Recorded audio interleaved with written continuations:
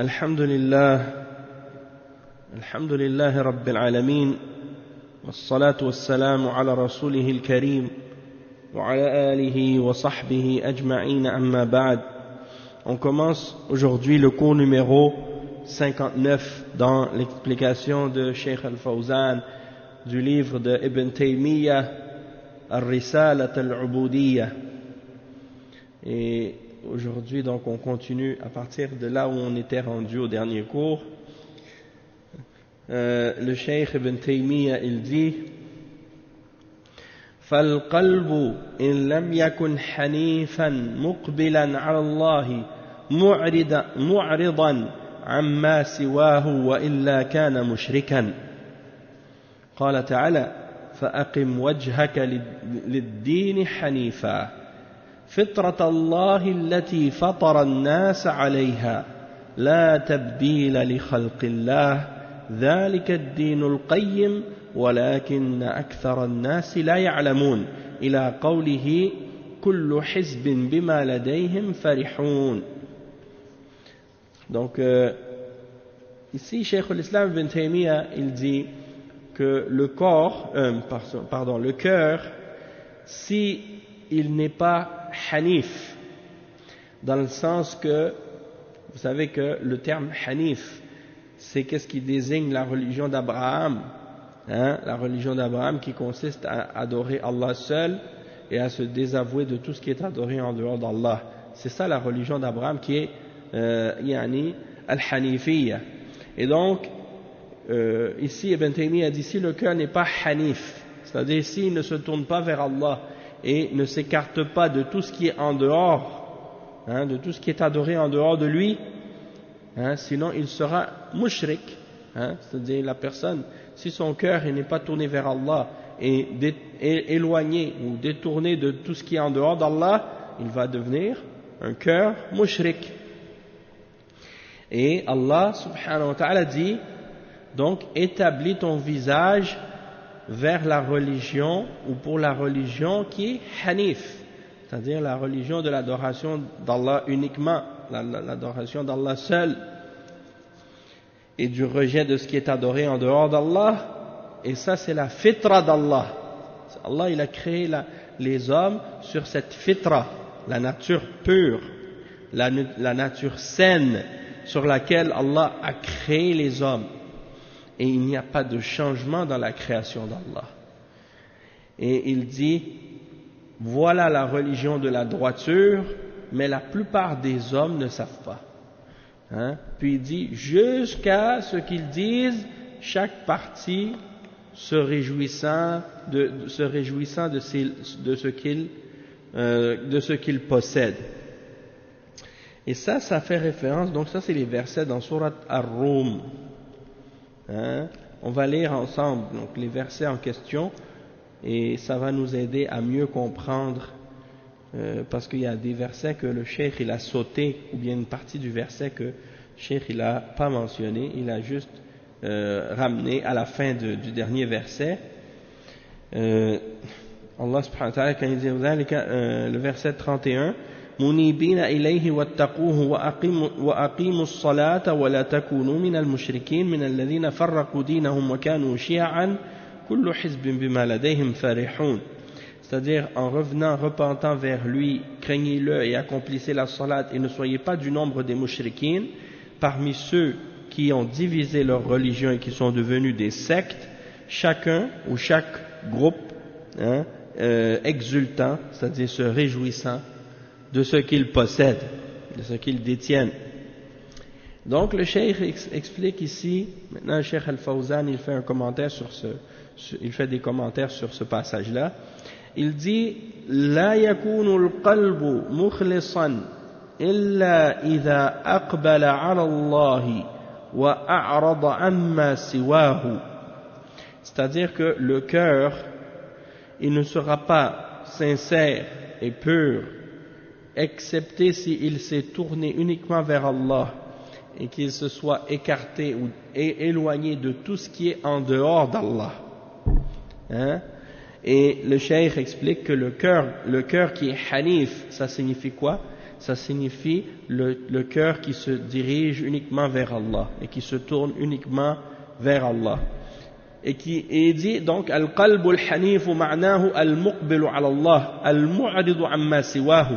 قال تعالى إن إبراهيم كان أمة قانتا لله حنيفا فإبراهيم عليه السلام كان مقبلا على الله بجميع قلبه وعمله واتجاهه ومعرضا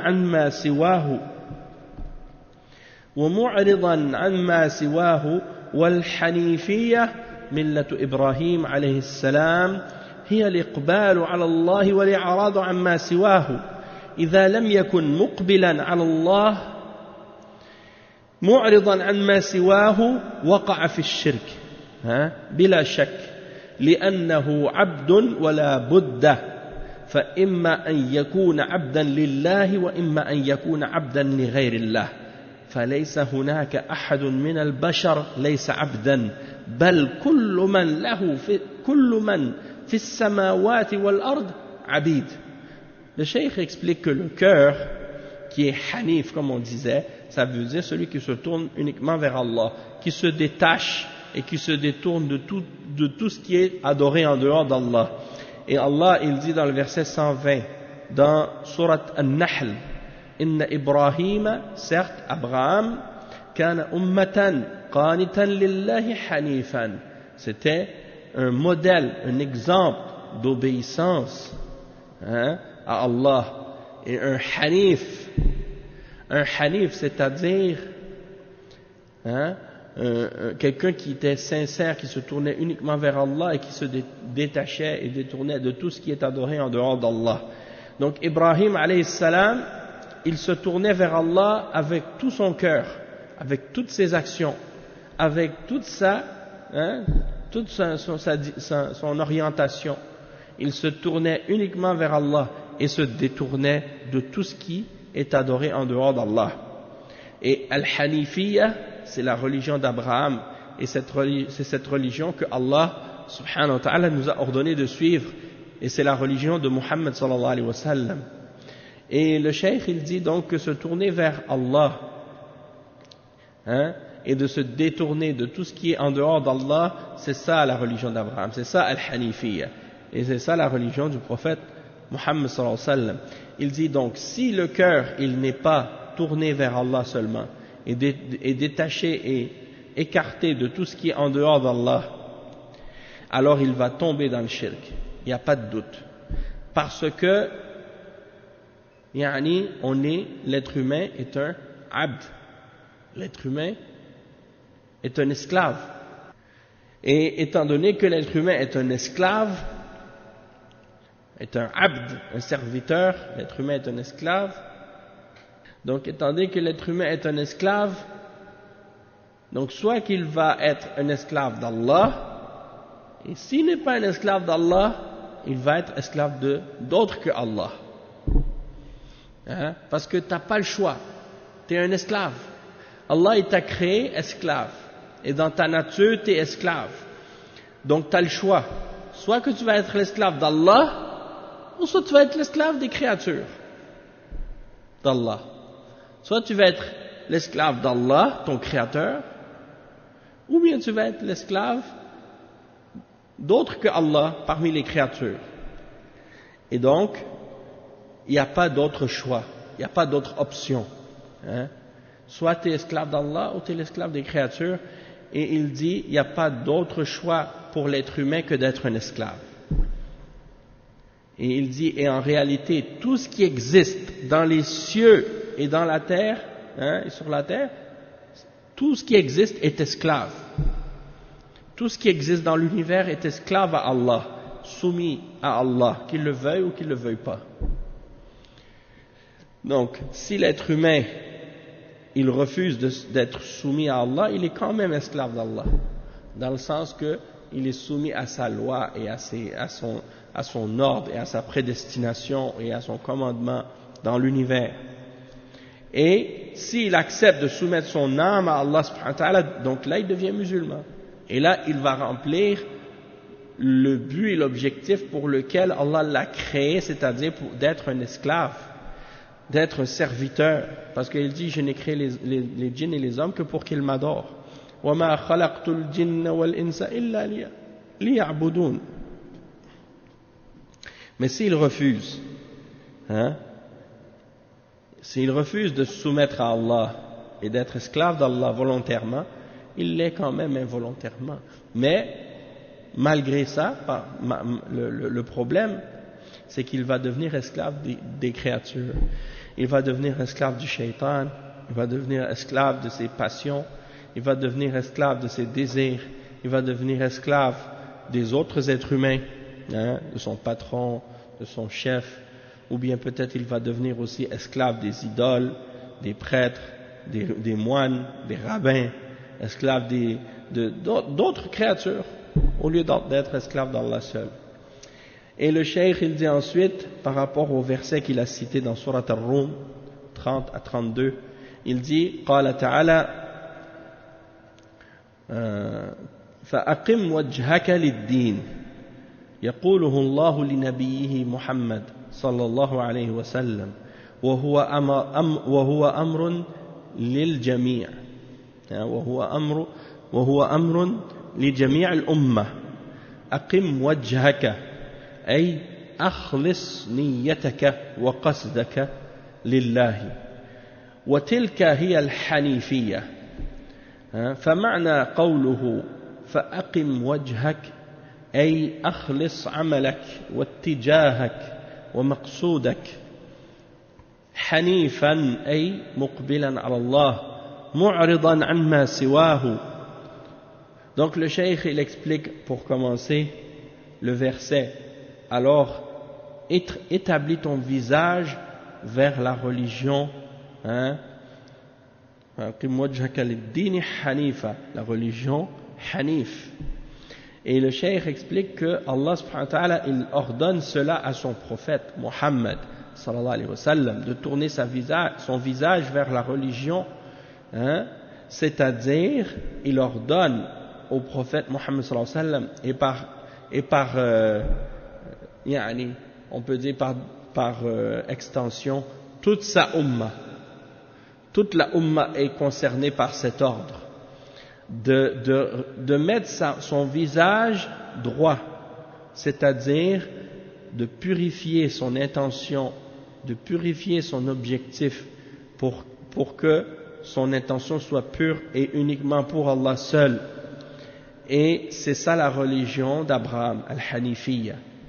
Dans le sens, donc, il dit, établis ton visage, c'est-à-dire purifie tes actions, purifie ton orientation, purifie tes objectifs et ton but, en adorant Allah seul, c'est-à-dire en étant Hanif, en te tournant uniquement vers Allah et en te détournant de tout ce qui est adoré en dehors de lui. Fitrat Allah allati fatara an-nas 'alayha. Dit ça, c'est la fitra d'Allah, sur laquelle Allah a créé tous les hommes, c'est-à-dire la religion de l'islam. La fitra de l'être humain, sa nature saine et profonde, c'est l'islam.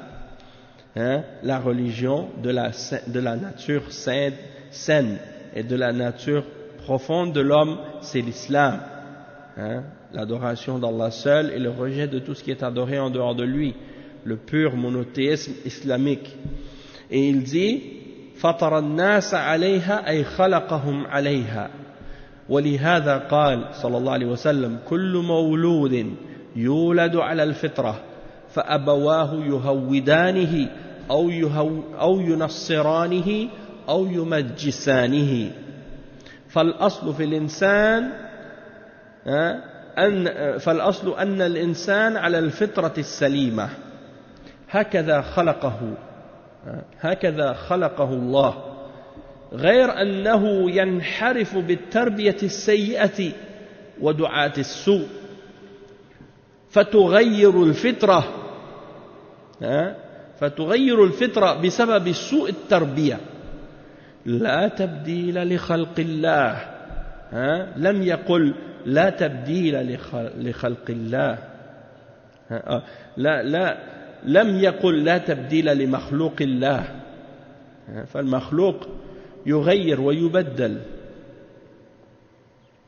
ولكن خلق الله سبحانه وتعالى لا أحد يغيره فالأصل أنه على الفطرة السليمة لا أحد يجعله على غيرها عند إيجاده ولكن يحصل التغير إن طرأ تغيير فيما بعد فذلك على يد أهل الضلال ثم قال ذلك الدين القيم أي الفطرة هي الدين القيم ولكن أكثر الناس لا يعلمون هذه الحقيقة.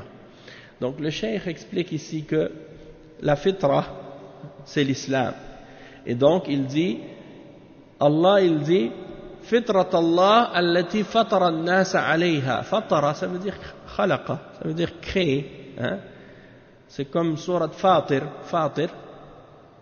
c'est le créateur alhamdulillahi alladhi alhamdulillahi fatir as-samawati wal ard hein? Fatir ça veut dire khaliq le créateur. Donc il dit ici fitrat Allah allati fatara an-nas alayha la fitra d'Allah c'est-à-dire la religion d'Allah c'est l'islam sur laquelle il a créé les hommes. Il a créé les hommes sur cette religion-là dans leur nature profonde et saine. Et le prophète sallallahu alayhi wa sallam a expliqué ça en disant que chaque enfant qui naît est né sur cette fitra, sur cette religion. Et il dit ce sont ses parents par contre qui vont le faire changer, qui vont le faire devenir juif ou chrétien ou majous ou une autre religion. Mais sinon à la base il est musulman, il est sur la fitra. Et il dit le cheikh, donc quand la fitra est saine, hein, c'est la façon dont Allah l'a créé à la base. Il est sur l'islam. Mais par la suite, il peut être dévié de sa fitra à cause de la mauvaise éducation, à cause d'un mauvais environnement, à cause des gens qui appellent à qu'est-ce qui est mauvais et qui l'invitent à qu'est-ce qui est mauvais. Sa fitra, sa nature saine, elle est corrompue à cause de ça. Elle change à cause d'une mauvaise éducation. Et donc, il dit le cheikh, la tabdila li khalqillah. Et le cheikh, il dit, c'est-à-dire, il n'y a pas de changement. Allah, il dit dans le verset, la tabdila li khalqillah, c'est-à-dire la création d'Allah, il n'y a personne qui peut la changer. Allah, il a créé les hommes sur la fitra. Et donc, cette fitra, à la base, personne ne peut la changer. Personne ne peut créer un enfant, par exemple, qui va naître sur une fitra, sur quelque chose autre que la fitra, par exemple. C'est pas possible. La fitra, ça reste toujours pour tous les êtres humains. Mais, par la suite, les parents peuvent changer l'enfant. Quand il grandit, il déforme qu'est-ce que Allah a établi comme fitra. Il la corrompt avec une mauvaise éducation. Et c'est ça que le cheikh explique. Il dit, Allah n'a pas dit la tabdila li makhlouqillah.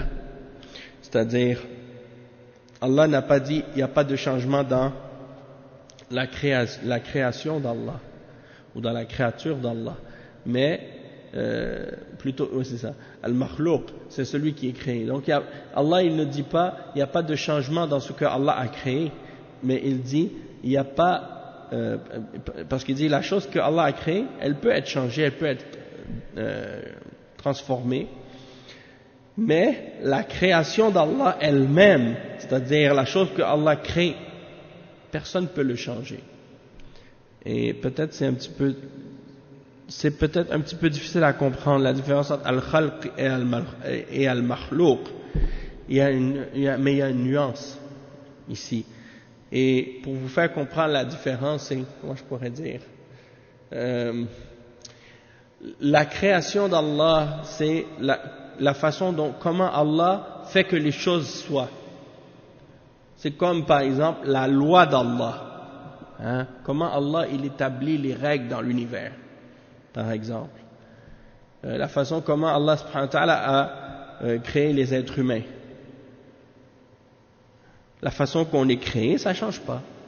On a toujours un bras, deux bras, deux jambes, deux oreilles, un nez, une bouche. Ça change pas, deux yeux. D'accord? Mais une fois que la personne est créée, après, il peut y avoir un changement. Quelqu'un peut couper ton bras. Hein? Ça c'est un changement, mais c'est pas un changement à la création d'Allah. Tu comprends ce que je veux dire? C'est-à-dire, la personne n'a pas changé la création elle-même.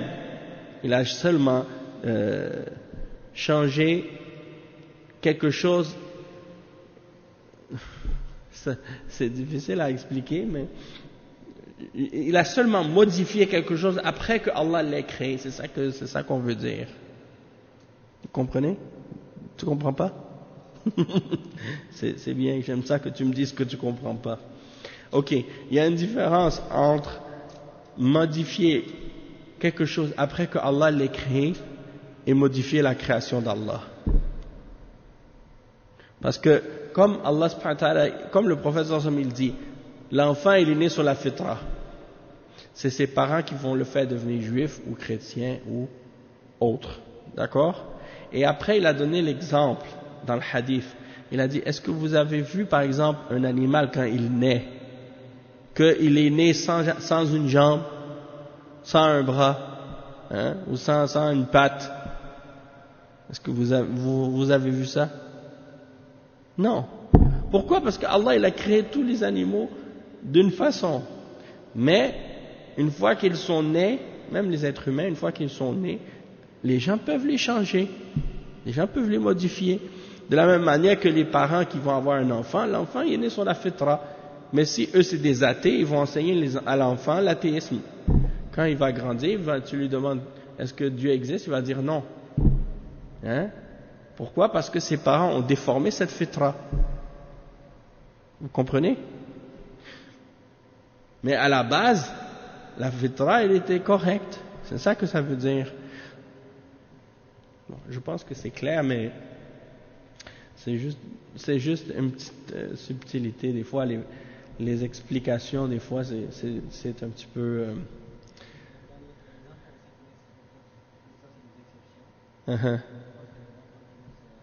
handicapés. Des enfants qui naissent handicapés. Oui, ça c'est comme on dit, c'est l'exception qui confirme la règle. Hein? Parce que sinon, la majorité des êtres humains, ils naissent pas handicapés. D'accord? Et c'est le fait que justement, lorsqu'il y a des enfants qui naissent handicapés, c'est ça ce qui nous fait réaliser que Allah nous a fait une grâce, hein, qui nous a fait une grâce. Et c'est pour ça que le prophète sallallahu alayhi wa sallam, il nous a même enseigné le dua, Alhamdulillahi alladhi afani mimma ibtalaka bihi wa faddalani tafdila. Ou وفضلني على كثير ممن خلق تفضيلا. Vous connaissez pas ce dua? C'est ça. C'est-à-dire louange à Allah qui m'a épargné de ce par quoi il t'a éprouvé et m'a préféré sur plusieurs d'entre les autres créatures. Hein? Donc c'est ça qui nous montre en même temps la grâce d'Allah subhanahu wa ta'ala. Donc tout ça pour dire, donc le Cheikh il dit donc, المخلوق لا يغير ولا يبدل يغير ويبدل ولكن الخلق خلق الله سبحانه وتعالى لا أحد يغيره. C'est ça. Donc la créature, elle peut être changée, tandis que la création d'Allah, elle ne change pas. Personne ne peut le changer.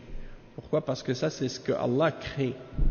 Et la façon comment il a créé les choses, personne ne peut le changer. D'accord? Je ne sais pas, j'espère que c'est clair, Inch'Allah. Et il dit, la base, c'est que on est tous créés sur une fitra qui est saine. Et il n'y a personne qui peut la changer lors de sa création. C'est ça que le cheikh explique. Mais il peut y avoir un changement qui se produit par la suite. Hein? par la main des gens de l'égarement. Vous comprenez, tu comprends? Oui? D'accord.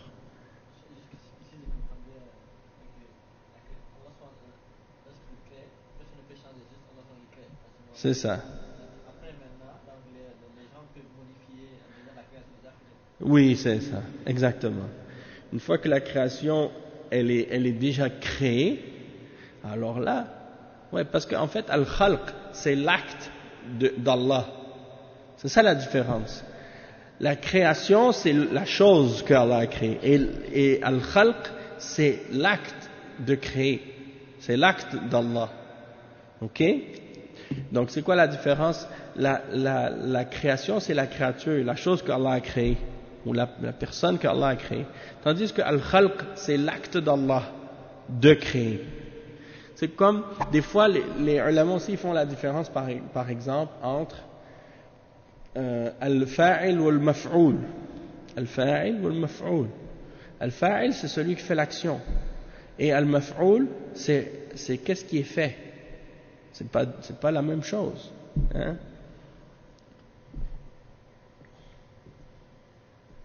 Et al-fi'l, il y a aussi al-fi'l, c'est l'acte. Hein? Al-fi'l, al-fa'il ou al-maf'oul. Donc, il y a al-khaliq, il y a al-khalq, il y a al-makhlouq. Donc, chacun, c'est une chose différente. Donc, ici, c'est ça que le cheikh, il dit. Il dit, يعني الله سبحانه وتعالى قال لا تبديل لخلق الله لم يقل لا تبديل لمخلوق الله فالمخلوق يغير ويبدل لكن خلق الله سبحانه وتعالى لا أحد يغيره فالأصل أنه على الفطرة السليمة لا أحد يجعله على غيرها عند إيجاده. Lorsque Allah le crée, il n'y a personne qui peut le créer autrement, différemment. Hein? ولكن يحصل التغير إن طرأ تغيير فيما بعد فذلك على يد أهل الضلال. Et ça c'est par la main des gens de l'égarement, et ce changement il se produit après, plus tard. Hein? C'est-à-dire quand l'enfant il commence à grandir, et au moment que les parents commencent à faire son éducation, c'est là qu'il commence à modifier sa pensée, ses idées, sa croyance. Sinon, à la base, il est sur la fitra. Hein? C'est comme l'enfant qui, la petite fille là, qui disait à son père, mais comment, si Jésus c'est Dieu, comment ça se fait qu'il lit pour apprendre à propos de Dieu? Si c'est lui Dieu, comment il va apprendre à propos de Dieu? Alors là, elle est sur la fitra, hein? Elle est sur le tawhid pur. Et là, son père, il essaie de lui expliquer cette chose-là qui est insensée. Et elle comprend pas, et c'est normal qu'elle comprend pas parce que ça fait aucun sens. Mais il essaie quand même de lui raconter l'affaire d'une manière pour essayer de lui faire accepter. Et finalement, tu vois que, à la fin, elle accepte parce que c'est un enfant. Elle pense pas que ses parents vont lui mentir. Hein? Et des fois, quand tu es un enfant, tu vas accepter des choses. Au fond de toi-même, tu sais que c'est faux, mais parce que on te les présente ou on t'impose l'affaire d'une manière, hein, étant donné qu'on t'impose les choses d'une manière, on te les présente d'une façon, tu l'acceptes finalement sans réellement être d'accord ou sans réellement être convaincu. Donc ça c'est incorrect.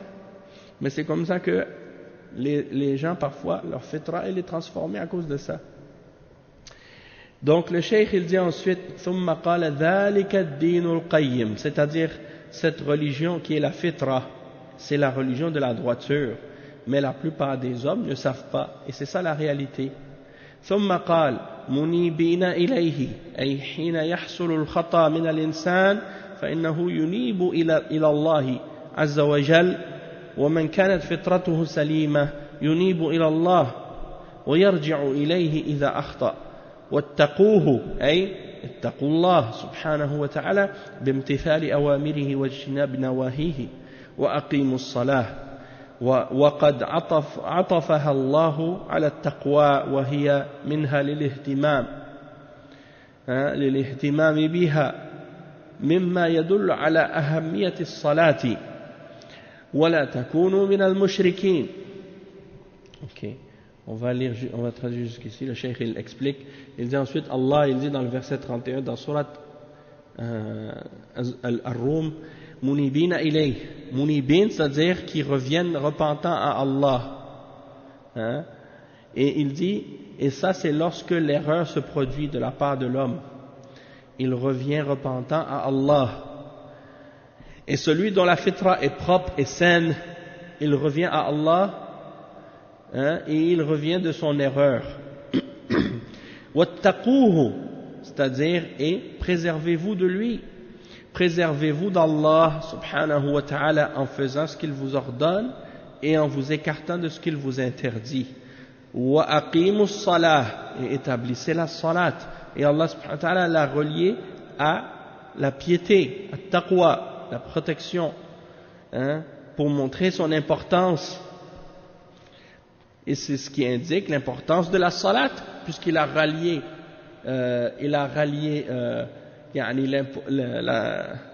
la salat à la piété.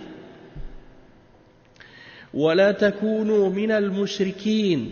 Et ne soyez pas du nombre des mushrikin, de ceux qui font le shirk et qui adorent d'autres avec Allah, qui prennent des partenaires avec Allah. وَالَّذِينَ انْحَرَفَتْ فِطْرَتُهُمْ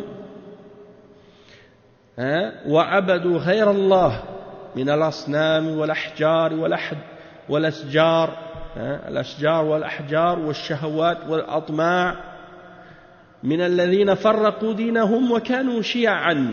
من الطبيعي أن الناس إذا تركوا الدين الصحيح فإنهم يبتلون بالأديان الباطلة ولا يستقرون ولا يجتمعون على دين. ولذلك فإن المشركين متفرقون في معبوداتهم بخلاف الموحدين المسلمين فدينهم واحد وكلمتهم واحدة لأن معبودهم واحد. أما المشركون فكل واحد يريد صنما يعبده وحده ويرى أنه أحسن من صنم غيره. كل حزب بما لديهم فرحون نسأل الله العافية. Donc le cheikh il dit, et Allah subhanahu wa ta'ala dit dans le verset 31, ne soyez pas du nombre des mushrikines, c'est-à-dire ne soyez pas du nombre de ceux qui font le shirk avec Allah et qui adorent d'autres que Allah, parmi ceux dont leur fitra a été déviée et qui ont adoré d'autres avec Allah et d'autres que Allah, parmi les idoles, les arbres, les pierres, les passions, les désirs. Et il dit le cheikh, parmi ceux qui ont divisé leur religion, qui sont devenus des sectes. Et le cheikh il dit c'est normal, c'est naturel que les hommes, s'ils abandonnent la religion qui est authentique et qui est vraie, qu'ils vont être éprouvés par des religions fausses. C'est pas vrai que l'être humain, s'il cesse de suivre l'islam et d'adorer Allah seul, qu'il va rester neutre, il n'aura plus de croyance du tout. Non. Si tu quittes la religion de la vérité, tu vas être éprouvé par le faux. Obligatoirement. Et donc, même ceux qui disent qu'ils sont athées, en réalité, ils adorent d'autres choses qu'Allah. Même des athées, ils adorent des choses en dehors d'Allah. Donc en réalité, les ulama, ils ont dit même les athées, c'est des mushrikines en réalité. Pourquoi? Parce qu'ils adorent leur passion, ils adorent leur désir. Ils ont pris leur désir pour leur divinité. Afara'ayta man ittakhadha ilahahu hawahu. N'as-tu pas vu celui qui a pris sa passion pour sa divinité? Donc ça rentre aussi dans le shirk. Donc tu vois le kafir, le mulhid, l'athée, qui dit non, moi je ne crois pas en l'existence de Dieu, je ne crois pas en Dieu. Mais il adore les femmes, il adore l'argent, il adore la dunya, il adore le sport, ça devient sa religion. Il prend ça comme divinité en dehors d'Allah. Il adore je ne sais pas quoi. Il y a des gens qui ont des passions vraiment bizarres parfois même. Il y a aussi des superstitions, il y a aussi des fausses croyances, il y a aussi des fausses religions. Il y a des gens qui ont des passions maintenant à notre époque. Subhanallah, je voyais ça l'autre jour. Bon, c'est pas un exemple nécessairement qui s'applique à 100%, mais comme c'est pour dire, il y avait une petite fille, elle collectionne les blattes et comme les coquerelles, hein? Elle collectionne ça. Et c'est ses parents qui lui achètent ça. Elle en a par exemple, elle les commande en ligne, et puis il lui envoie ça, donc elle collectionne ça, elle les met dans des bocals. Donc au début, elle en avait juste quelques-unes, puis là, maintenant, toute sa maison est remplie de ça. Et elle joue avec ça, puis elle s'amuse avec ça, elle leur parle comme si c'est ses amis. Hein? C'est comme, au lieu d'avoir un chaton ou d'avoir un chien, elle, c'est avec ça qu'elle joue. Mais ça, c'est pour dire, ça c'est un enfant, à la limite, tu vas dire, Allah al-Musta'an, peut-être quand elle va grandir, elle va perdre ça.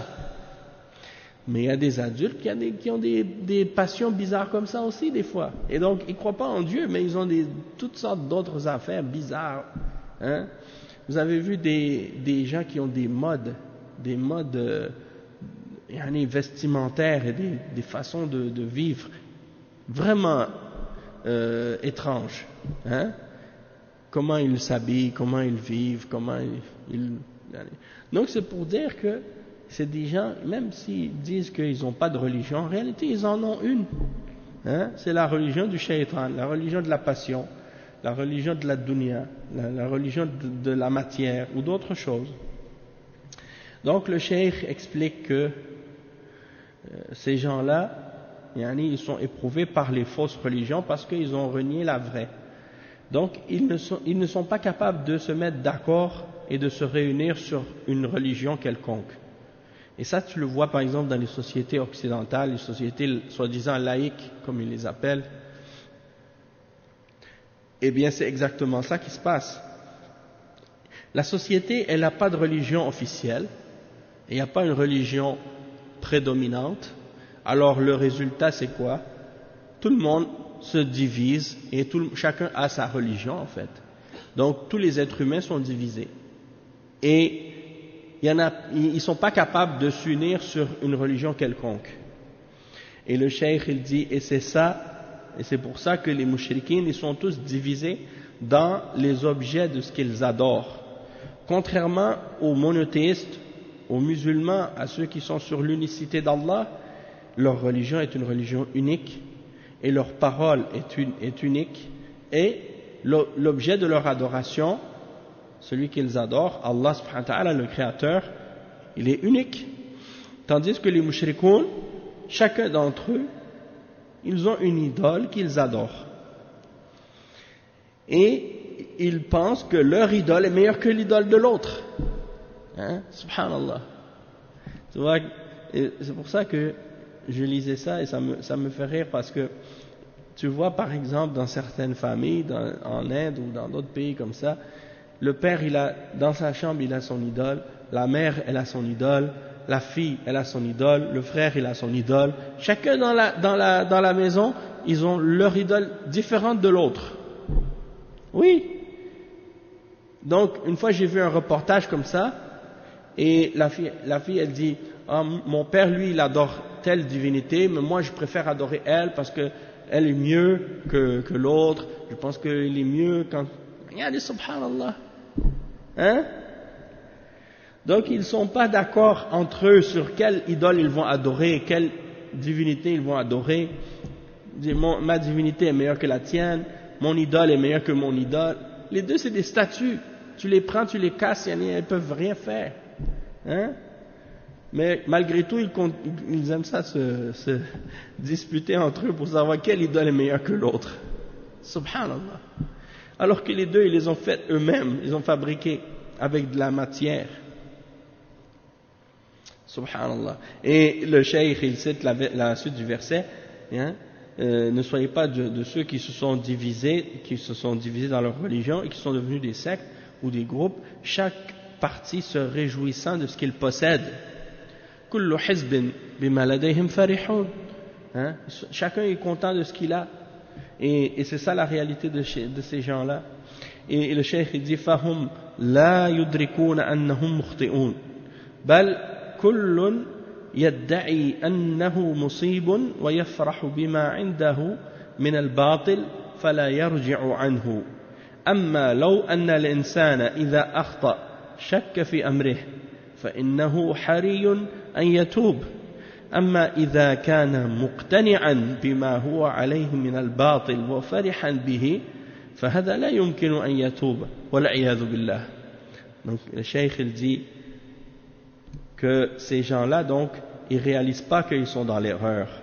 Chacun d'entre eux prétend que c'est lui qui est correct et il se réjouit de ce qu'il possède du faux et il ne veut pas en revenir. Tandis que l'être humain, lorsqu'il est conscient qu'il fait une erreur, eh bien là, il va douter de son affaire et à ce moment-là, il est plus proche de la repentance et de se repentir à Allah. Parce qu'il sait qu'il fait quelque chose qui n'est pas correct. Mais si la personne est convaincue que le faux qu'elle est en train de suivre, c'est la vérité. Ce qu'il suit du faux, il est convaincu que le faux sur lequel il est, c'est ça qui est vrai. Et il se réjouit d'être sur le faux. Alors lui, est-ce qu'il va se repentir? Non. Il ne peut pas se repentir. Parce qu'il pense que le faux c'est vrai et que le vrai est faux. Donc il ne va pas se repentir. Cheikh al-Islam ibn Taymiyyah il dit وَقَدْ جَعَلَ اللَّهُ سُبْحَانَهُ وَتَعَالَى إبراهيم وآل إبراهيم أئمة لهؤلاء الحنفاء المخلصين أهل محبة الله وعبادته وإخلاص الدين له كما جعل فرعون وآل فرعون أئمة المشركين متبعين أهواءهم. نعم كما جعل فرعون وآل فرعون أئمة المشركين المتبعين أهواءهم. قال تعالى في إبراهيم ووهبنا له إسحاق ويعقوب نافلة وكلا جعلنا صالحين وجعلناهم أئمة يهدون بأمرنا وأوحينا إليهم فعل الخيرات وإقام الصلاة وإيتاء الزكاة وكانوا لنا عابدين.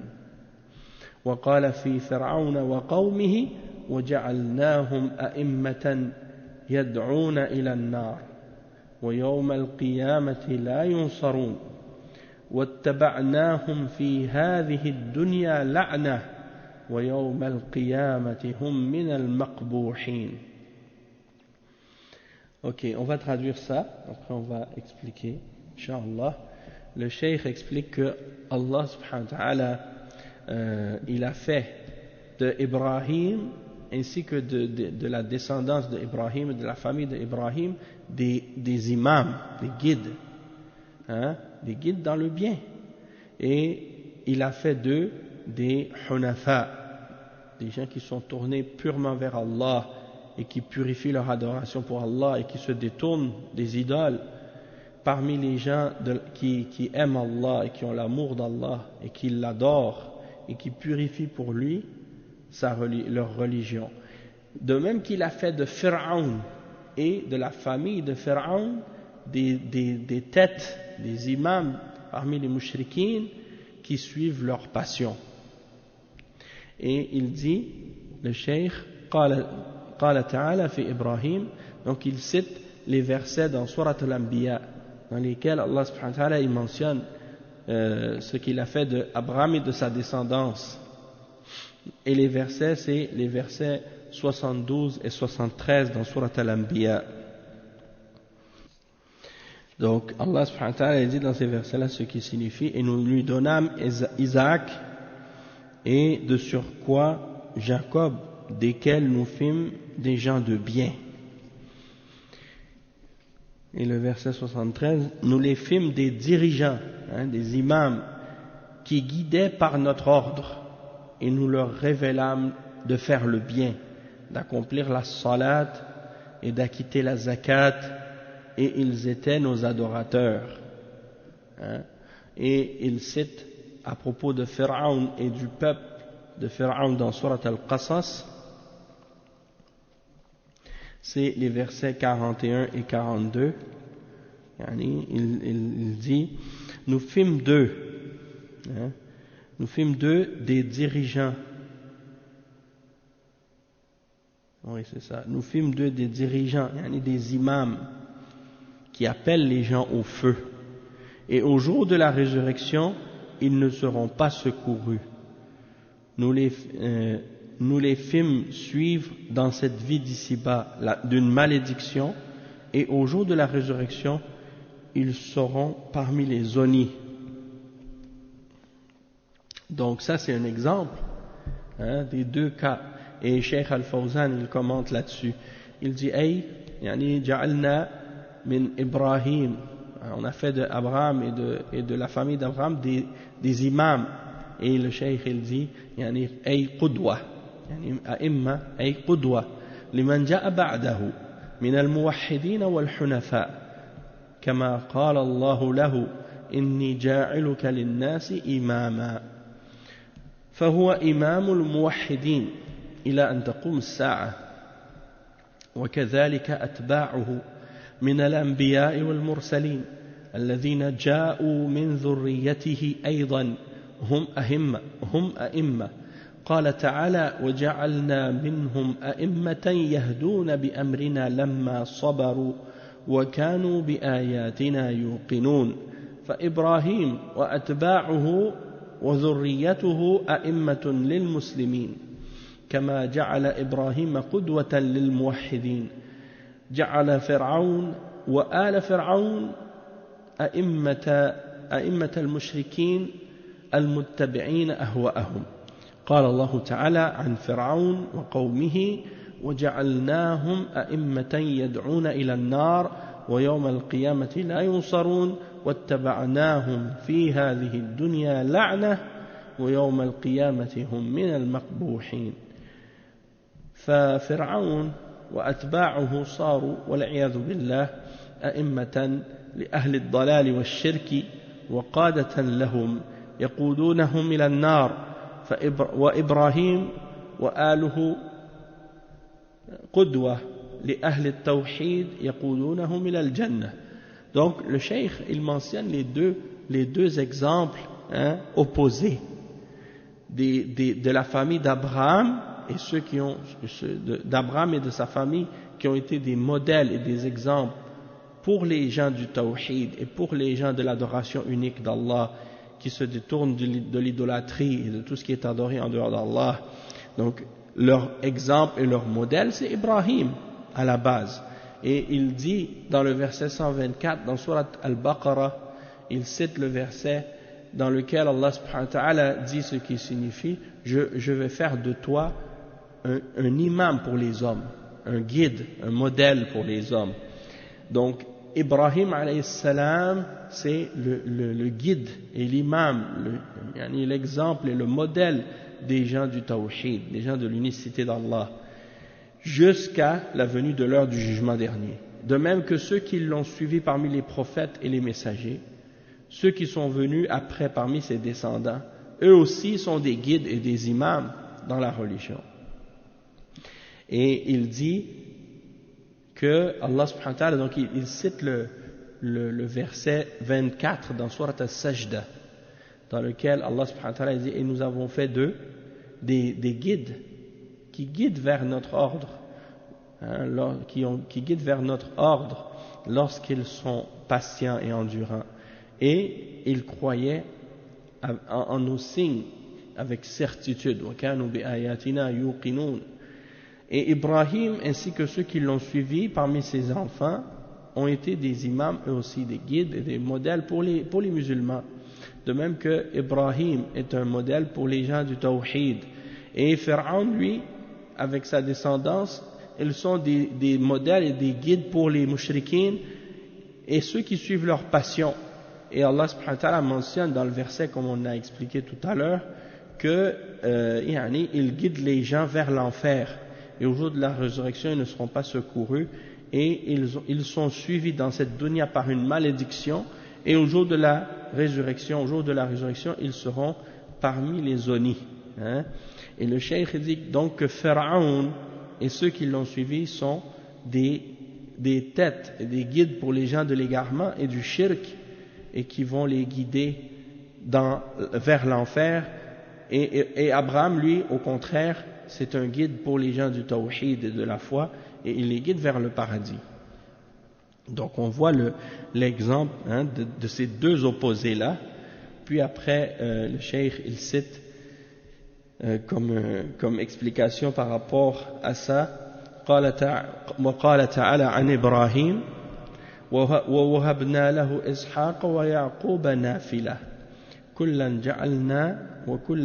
جعلنا صالحين وجعلناهم أئمة يهدون بأمرنا وأوحينا إليهم فعل الخيرات وإقام الصلاة وإيتاء الزكاة وكانوا لنا عابدين فكما أن الله اتخذ إبراهيم خليلا وجعله إماما للمسلمين فكذلك جعل الله من ذريته أئمة للمسلمين وجعلناهم أئمة يهدون بأمرنا.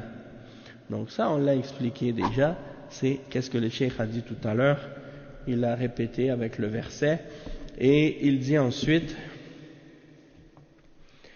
وَلِهَذَا يَصِيرُ أَتْبَاعُ فِرْعَوْنَ أولا إلى وعليكم السلام ورحمة الله ولهذا يصير أتباع فرعون أولا إلى أن لا يميزوا بين ما يحبه الله ويرضاه وبين ما قدر الله وقضاه بل ينظرون إلى المشيئة المطلقة الشاملة ثم في آخر الأمر لا يميزون بين الخلق والمخلوق بل يجعلون وجود هذا وجود هذا ويقول محققوهم الشريعة فيها طاعة ومعصية والحقيقة فيها معصية بلا طاعة والتحقيق ليس فيه طاعة ولا معصية وهذا تحقيق مذهب فرعون وقومه الذين أنكروا الخالق وأنكروا تكليمه لعبده موسى وما أرسله به من الأمر والنهي. Donc ici, Cheikh al-Islam Ibn Taymiyyah, il explique que c'est pour ça que les gens qui ont suivi Pharaon, en premier, ils sont amenés à ne plus distinguer entre ce que Allah aime et ce qu'il a agréé, et entre ce qu'il a prédestiné et décrété. Donc ils ne font plus la distinction entre l'ordre d'Allah dans la prédestination et dans la création et qu'est-ce qu'il a légiféré dans la charia. Donc la yumayyizuna bayna al-khalq bayna al-qadar wa bayna al-sharia. Donc ça c'est qu'est-ce qu'on constate chez justement beaucoup d'entre les soufis, et c'est ça que le cheikh c'est cela qu'il appelle ceux qui ont suivi Pharaon, parce que Pharaon c'était ça sa voie. Et après il dit, et même que il regarde que la volonté absolue et complète, c'est-à-dire qu'il considère que tout ce qui arrive dans l'univers, étant donné que c'est Allah qui l'a voulu, donc ça veut dire que c'est bien. Donc ça veut dire que tout ce qui est dans l'univers, il considère que c'est bien. Ça veut dire même si c'est haram, c'est pas grave, parce que Allah l'a voulu, donc c'est bien. Et ça c'est insensé. Donc c'est comme ceux qui se basent sur le qadar pour justifier leurs péchés. Ils font des péchés, ils font des crimes, puis après ils disent ouais, mais c'est Allah qui l'a voulu. Ça c'est de l'égarement. Et le cheikh dit ensuite ثم في آخر الأمر, et puis à la fin de l'affaire, ils arrivent au point où ils refusent même de distinguer la différence entre le créateur et la créature. Et ils disent l'existence du créateur c'est la même chose que l'existence de la créature.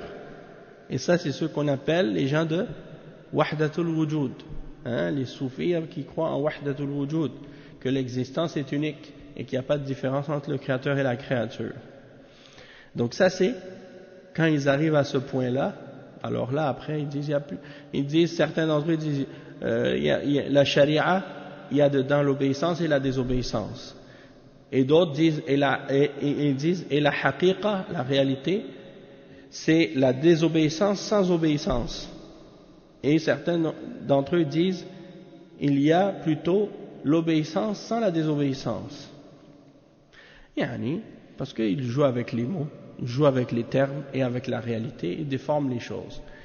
Et le cheikh dit, et ça, c'est en réalité la voie de Pharaon et de son peuple qui ont nié l'existence du Créateur, qui ont nié qu'il a parlé avec son serviteur Moussa alayhi salam, et qui ont nié ce qu'il lui a ordonné et qu'est-ce qu'il lui a révélé comme ordre et comme interdiction.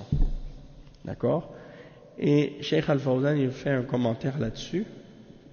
Donc on va traduire ce dernier point, puis après on s'arrêtera, Inch'Allah, pour aujourd'hui. Le Cheikh explique, Cheikh Al-Fawzan, أي من أهل الضلال أتباع فرعون يصير من أتباع فرعون أي من أهل الضلال وكل ضال وكل كافر وكل مشرك فهو من أتباع فرعون. Donc le Cheikh il dit, les gens qui ont suivi Pharaon, ça veut dire les gens de l'égarement.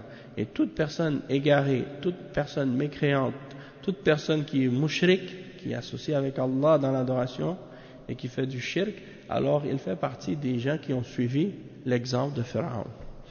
Ensuite, il explique tout le passage qu'on a traduit par la suite. Il dit فَأَهْلُ الضَّلَالِ لَا يُفَرِّقُونَ بَيْنَ مَا شَرَعَهُ اللَّهُ وَمَا قَدَّرَهُ فما شرعه فهو يرضاه ويحبه وأما ما قضاه وقدره فقد يرضاه الله ويحبه وقد لا يرضاه ولا يحبه لأنه يقدر الخير والشر ويقدر الكفر والإيمان ويقدر الهدى والضلال فالمقضي والمقدر منه ما هو محبوب ومرضي ومنه ما هو مكروه ومبغض ومسخوط والله خلقه ابتلاء وامتحانا للعباد وما شرعه الله فهو مرضي له سبحانه وتعالى فهناك فرق بين الشرع والقدر فالمشروع يحبه الله ويرضاه أما المقضي والمقدر فقد يحبه وقد لا يحبه وأهل الضلال لا يفرقون بينهما ويقولون كل ما قدره فهو يحبه فلا يفرقون بين ما شرعه الله وما قدره وهذا هو الضلال والعياذ بالله. Ok, on va traduire jusqu'ici, après on va continuer, Inch'Allah. Le cheikh il dit parce que les gens de l'égarement ils ne distinguent pas entre ce que Allah a révélé et ce que Allah a créé et ce que Allah a prédestiné. Donc ce que Allah a légiféré et qu'est-ce qu'il a révélé, c'est ce qu'il aime et il nous l'a fait connaître par l'intermédiaire des messagers et des livres qu'il a révélés. Et dans ces livres-là, il nous a dit dedans ce qu'il aime et ce qu'il n'aime pas. Il nous a fait savoir qu'est-ce qu'il aime. Si tu veux avoir son paradis, qu'est-ce que tu dois faire? Si tu veux aller en enfer, qu'est-ce que tu dois faire? Tout est clarifié. Tandis que ce qu'il a prédestiné et ce qu'il a créé, c'est possible que c'est possible que ça fasse partie de ce qu'il aime, mais c'est aussi possible que ça fasse partie de ce qu'il n'aime pas. Parce que Allah subhanahu wa ta'ala a créé et a prédestiné le bien et le mal. C'est comme si quelqu'un, par exemple, je vous donne un exemple. Allah subhanahu wa ta'ala dans le Coran, il nous a interdit de manger du porc. Donc quand on retourne à la révélation, on peut savoir que Allah subhanahu wa ta'ala, il n'aime pas le porc et qu'il nous l'a interdit. D'accord? Mais dans la création, dans la prédestination, Allah a créé le porc. Est-ce que le fait que Allah l'ait créé, ça prouve qu'il l'aime? Non. Donc, si quelqu'un vient par exemple et qui nous dit « Ah, moi je mange du porc et j'aime le porc parce que Allah l'a créé. » Et si Allah l'a créé, ça veut dire qu'il l'aime, donc ça veut dire que c'est illicite et on a le droit d'en manger. On va dire non. Tu n'as pas le droit de te baser sur ce que Allah a créé et qu'est-ce qu'il a prédestiné pour déterminer ce qu'il aime ou qu'est-ce qu'il n'aime pas, puisqu'il a créé ce qu'il aime, il a créé ce qu'il n'aime pas, pour nous éprouver et pour nous tester. Mais si tu veux savoir ce qu'il aime, réfère-toi à sa révélation, réfère-toi à ce qu'il a révélé par l'intermédiaire de ses messagers. Et à ce moment-là, tu vas savoir réellement qu'est-ce qu'il aime. Et tu vas pouvoir savoir si cette chose est licite ou non. Tu ne vas pas te baser sur qu'est-ce qu'il a créé pour déterminer si c'est quelque chose que tu dois faire ou non, ou si c'est quelque chose qui est aimé d'Allah ou non. Si quelqu'un dit « Ah, moi je fume la marijuana parce que Allah l'a créé. Si c'était pas bon, il l'aurait pas créé. » On dit non, c'est pas vrai. C'est pas parce que Allah l'a créé que ça veut dire que c'est licite. Parce qu'on ne peut pas se baser sur qu'est-ce que Allah a créé et sur la prédestination pour déterminer si quelque chose est bon ou mauvais, ou si c'est licite ou illicite. Tu dois te référer à qu'est-ce que Allah a révélé. Hein? Et Allah a interdit tout ce qui est intoxiquant et tout ce qui est enivrant. Hein? Donc ça veut dire que ça rentre dans qu'est-ce qui est interdit. Hein? Donc le fait que quelque chose existe, ça ne veut pas dire que Allah l'aime. Peut-être que cette chose-là, Allah l'a créée uniquement pour tester les hommes et pour les mettre à l'épreuve. Et dans un objectif qui est bon à la fin, c'est-à-dire de mettre les hommes à l'épreuve et de les tester. Donc ici, c'est ça que Ibn Taymiyyah est en train d'expliquer. Qu'il y a des égarés parmi les gens de l'égarement qui, eux, essaient de rendre halal ce qui est haram ou essaient de justifier le mal en se basant sur la création et sur la prédestination et qui mettent de côté la révélation. Hein? Et c'est ça l'égarement. Donc ici le cheikh il dit Allah subhanahu wa ta'ala il a décrété et il a prédestiné ce qu'il aime et ce qu'il n'aime pas, ce qu'il agrée et ce qu'il n'agrée pas. Et par exemple il a prédestiné le bien et le mal, il a prédestiné le kufr et la foi, il a prédestiné la guidance et l'égarement. Donc, ce qui a été décrété et ce qui a été prédestiné, ça peut faire partie de ce que Allah aime, comme ça peut parfois faire partie de ce que Allah n'aime pas. Par exemple, il y a des choses que Allah a prédestinées, la foi, ça fait partie de ce que Allah a prédestiné. Mais ça, c'est quelque chose qu'il aime. Et nous, on sait qu'il l'aime. Pourquoi? Parce que dans la révélation, il a mentionné qu'il l'aime. Et d'autres choses qu'il a créées, comme par exemple le kufr, il a créé, mais il l'aime pas. Et la façon dont on peut savoir qu'il ne l'aime pas, c'est parce qu'il a révélé qu'il ne l'aimait pas. Hein? Et donc, le cheikh explique que le fait que quelque chose soit prédestiné par Allah et décrété par Allah, ce n'est pas une preuve pour justifier si cette chose-là est aimée ou non. Et Allah subhanahu wa ta'ala, il l'a créé pour nous éprouver et pour nous tester. Et il dit ce que Allah a légiféré et qu'est-ce qu'il nous a révélé par l'intermédiaire de sa révélation, hein, c'est ça qu'il a agréé pour nous. Donc il y a une différence entre ce qu'il a révélé et ce qu'il a prédestiné. Et il dit ce que Allah a légiféré, c'est ce qu'il aime et c'est ce qu'il a agréé, tandis que ce qu'il a décrété et prédestiné, c'est possible qu'il l'aime, mais c'est aussi possible qu'il ne l'aime pas. Les gens de l'égarement, eux, ils ne font pas de distinction entre les deux et ils disent tout ce que Allah a prédestiné, ça veut dire qu'il l'aime. Et ils ne font pas de différence entre ce que Allah a légiféré et ce qu'il a prédestiné. Et ça, c'est de l'égarement. Wala'iyadhu billah.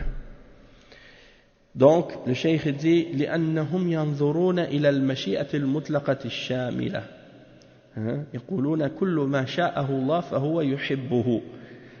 فهم إذا كفروا وعصوا الشرع أطاعوا القضاء والقدر بزعمهم والله يعني أطاعوا القضاء والقدر بزعمهم والله يحب منهم ذلك. قال تعالى عما يقولون قال تعالى تعالى الله عما يقولون قال تعالى وإذا فعلوا فاحشة قالوا وجدنا عليها آباءنا والله أمرنا بها قل إن الله لا يأمر بالفحشاء أتقولون على الله ما لا تعلمون قل أمر ربي بالقسط وأقيموا وجوهكم عند كل مسجد وادعوه مخلصين له الدين فالذي أمر الله به هو الذي يرضاه الله subhanahu wa yuhibbuhu. Donc ici le cheikh il explique que eux ils regardent uniquement la volonté générale d'Allah et ils pensent que tout ce que Allah a voulu ça veut dire qu'ils l'aiment et donc lorsqu'ils font du kufr ou ils font un péché ils désobéissent la législation divine, ils disent nous on a obéi au décret divin et à sa prédestination selon leurs prétentions. Et ils pensent que par conséquent, Allah aime ça, que Allah soit exalté et purifié de ce qu'ils disent. Et ensuite, le cheikh, il cite les versets 28 et 29 dans Surat Al-A'raf. Et dans ces deux versets, on voit l'exemple des mushrikines qui, eux aussi, à l'époque, prétendaient que, qu'est-ce qu'ils faisaient? C'est Allah qui leur avait ordonné de le faire, alors que, en réalité, ils n'avaient aucune preuve pour justifier ça.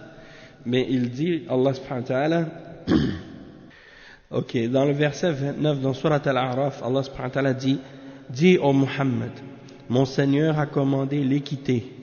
Oui, le verset 28, et quand ceux-ci commettent une turpitude, une fahisha, ils disent, c'est une coutume léguée par nos ancêtres et prescrite par Allah. Donc ils prétendent que les coutumes et les choses qu'ils font sont prescrites par Allah. Et Allah subhanahu wa ta'ala dit non. Dit au Muhammad non. Allah ne commande point la turpitude. Allah n'ordonne pas al-fahisha. Direz-vous contre Allah ce que vous ne savez pas?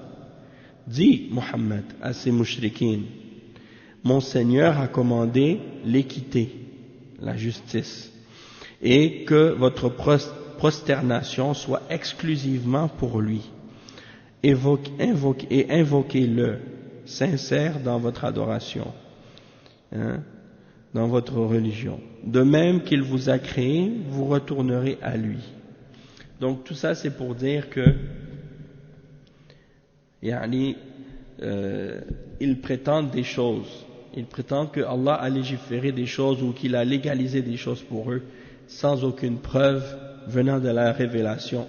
Donc c'est ça l'exemple de leurs égarements, et il y a beaucoup d'exemples, même le cheikh dans le livre auparavant, il a mentionné des exemples des mushrikines comme ça, qui essayaient de se justifier sur le qadar pour justifier certains de leurs péchés ou certains de leurs crimes. Et Allah subhanahu wa ta'ala les a réfutés. Par exemple, quand il disait par exemple, لَوْ شَاءَ اللَّهُ مَا أَشْرَكْنَا وَلَا آبَاؤُنَا مِنْ قَبْلِ. Si Allah aurait voulu, on n'aurait pas fait le shirk, ni même nos ancêtres auparavant. Donc ils essaient de justifier leur shirk en se basant sur le qadar, en voulant dire c'était la volonté d'Allah qu'on fasse le shirk. Donc c'est pas de notre faute en fait. Sauf que Allah subhanahu wa ta'ala, il a révélé des livres, il a envoyé des messagers pour avertir l'humanité. Pourquoi vous les avez pas écoutés?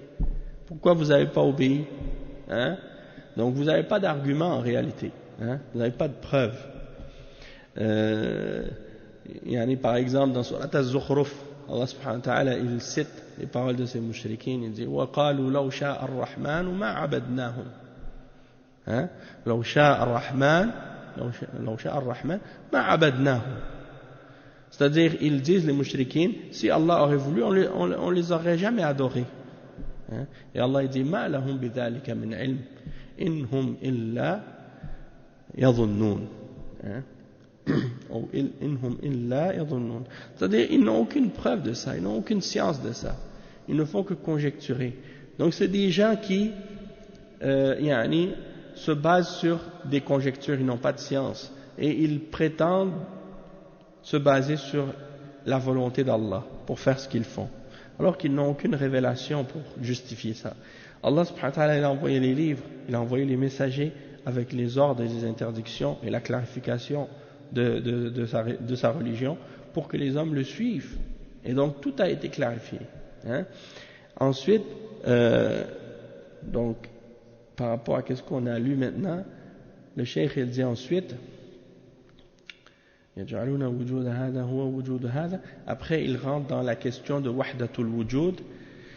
Il dit أي ينتهي بهم عدم التفريق بين القدر والشرع إلى القول بوحدة الوجود فيقولون الكون ليس فيه انقسام كله هو الله فليس هناك مخلوق وخالق ولا عبد ورب الكل شيء واحد هو الله تعالى الله عما يقولون. Donc ils disent, le cheikh il dit, ils arrivent à un point à la fin où ils ne distinguent même plus entre le créateur et la créature. Donc au début, ils ne distinguaient pas entre la prédestination et la législation, et à la fin, ils arrivent même jusqu'à dire que finalement, l'existence est unique, et tout l'univers, il n'y a pas de séparation dedans, tout ce qui existe, c'est Allah. Il n'y a pas de créateur et de créature, il n'y a pas de serviteur et de seigneur, tout l'univers et toute la création, ce n'est que Allah. Qui existe, et que Allah soit exalté de cette parole, parce que cette parole-là en réalité c'est la base même du shirk et du kufr. Et le cheikh il explique ensuite, il dit à propos de la division par la suite des propos chez les soufis, il dit هذا تقسيم الصوفية فهم يقسمون الناس إلى 3 أقسام. القسم الأول العامة وهم أهل الشريعة ولديهم طاعات ومعاصي. والقسم الثاني الخاصة وهم أهل الحقيقة وهؤلاء ليس عندهم معاصي بل كل ما يصدر عنهم طاعات حتى ولو كان زنا أو سرقة فإنه مقدر عليهم. والقسم الثالث خاصة الخاصة وهم أهل التحقيق ليس عندهم طاعات ولا معاصي لأنهم وصلوا إلى الله وسقطت عنهم التكاليف. Il dit, le cheikh Al-Fawzan, il dit que les soufis, ils ont divisé les gens de cette façon en 3 catégories. Donc ils divisent les hommes en 3 catégories. La première catégorie, ils les appellent Al-Amma. La deuxième catégorie, ils les appellent Al-Khassa. Et la troisième catégorie, ils appellent Khassatul Khassa. Hein? Donc comment on peut traduire ça? Al-Amma, ça dit les gens ordinaires, les gens généraux. Et parmi cette catégorie-là, ils mettent dedans les musulmans, les savants de l'islam et les prophètes. Hein? Oui. Et après, il y a Al-Khassa, c'est-à-dire l'élite. Hein? Et après, il y a la troisième catégorie, c'est-à-dire l'élite de l'élite. Hein? Maintenant, regardez comment ils les définissent chaque catégorie. Donc, la première catégorie qui sont Al-Amma, les gens du commun, les gens ordinaires, ce sont les gens de la charia, ceux qui respectent et qui se basent sur la charia. Et il dit, eux, ils ont des actes d'obéissance qu'ils font et ils ont des péchés. Comme tous les croyants peuvent avoir des péchés. La deuxième catégorie, c'est Al-Khassa, hein, les élites, les particuliers. Et il dit, ceux-là sont les gens de la réalité. Eux, ils ne sont pas dans la charia, ils sont dans la haqiqa. Et il dit, eux, ils n'ont pas de péché parce que tout ce qu'ils font a été prédestiné pour eux. Donc, même s'ils font le zina ou ils volent, ils considèrent que c'est pas un péché parce que c'est quelque chose qui a été prédestiné. Donc, ça rentre dans l'ordre d'Allah. Allah al-Musta'an. Et la troisième catégorie, khassatul khassa, hein, l'élite de l'élite, ils disent, ce sont les gens de la concrétisation, de la réalisation, et ils disent, eux, ils n'ont que des obéissances et aucun péché. Pourquoi? Parce qu'ils ont atteint Allah, et donc ils n'ont plus d'ordre et plus d'interdiction. Wa alaykum salam. C'est-à-dire, ils peuvent faire tout ce qu'ils veulent. Donc tout ce qu'ils font, c'est une obéissance. Même quand ils font les péchés, même quand ils font des désobéissances, même quand ils ne font rien, parce qu'ils ont atteint Allah, ils sont arrivés à Allah déjà, donc ils n'ont plus rien d'autre à faire. Hein? C'est ça que certains d'entre eux considèrent les awliya, qui sont arrivés à un niveau qu'ils sont tellement devenus pieux qu'ils n'ont plus besoin de prier, plus besoin de jeûner, plus besoin de faire les piliers de l'islam, plus besoin de s'abstenir de ce qui est haram, plus besoin de faire ce qui est obligatoire, parce que eux ils ont atteint ce degré-là, donc ça y est, ils sont libérés de l'obéissance d'Allah. Donc ça c'est l'exemple de l'égarement, comment le shaitan parfois il séduit des gens et il essaie de leur justifier leurs égarements en leur mélangeant la vérité et le faux et en les aveuglant complètement. Donc ils tombent dans ce genre d'égarement-là et c'est ce qu'on retrouve malheureusement chez beaucoup d'entre ces gens-là qui se disent aujourd'hui être dans le tasawwuf, dans le soufisme. À la réalité, au fond, il y a ces croyances-là et ces idées-là.